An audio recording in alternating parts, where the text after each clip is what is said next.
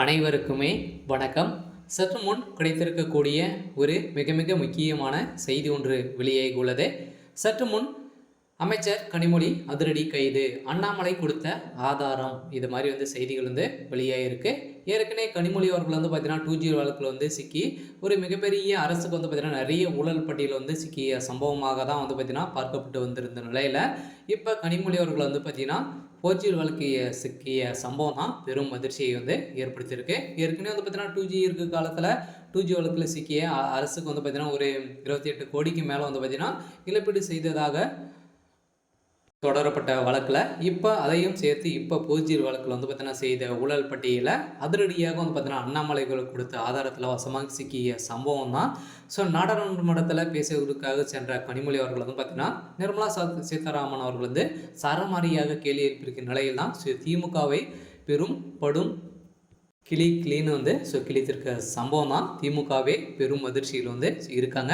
So இதை பற்றி இந்த வீடியோவில் பார்க்கலாம். ஸோ அதுக்கு முன்னாடி நம்ம சேனலுக்கு இப்போ தான் நீங்கள் முதல் முறையாக வந்திருக்கீங்க அப்படின்னா மறக்காமல் நம்மளுடைய சேனலை சப்ஸ்கிரைப் பண்ணிக்கோங்க. ஸோ வாங்க வீடியோக்குள்ளே போகலாம்.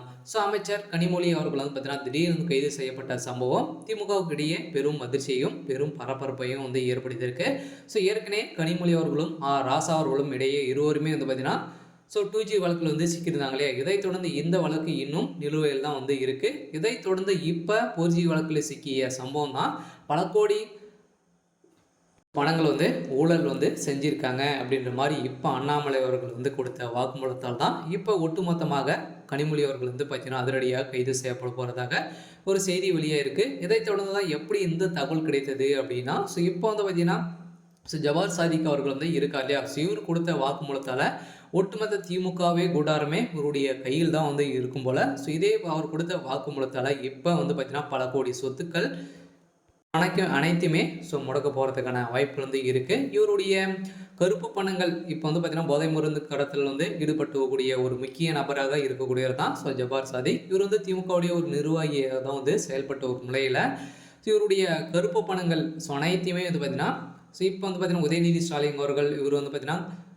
கனிமொழி இவங்க இருவருமே தான் பார்த்தீங்கன்னா வெள்ளை பணங்களாக மாற்றி கொடுக்கக்கூடிய நிலை தான் இருக்கு இல்லையா. பாடநூலக திட்டத்தின் அடிப்படையில் தான் பார்த்தீங்கன்னா இந்த கருப்பு பணம் வெள்ளை பணமாக மாற்றப்படுது அப்படின்ற மாதிரி அண்ணாமலை அவர்கள் குற்றச்சாட்டி வந்திருக்கும் நிலையில் தான் இப்போ அமைச்சர் கனிமொழி அவர்கள் பார்த்தீங்கன்னா அதிரடியாக கைது செய்யப்பட்ட சம்பவம்.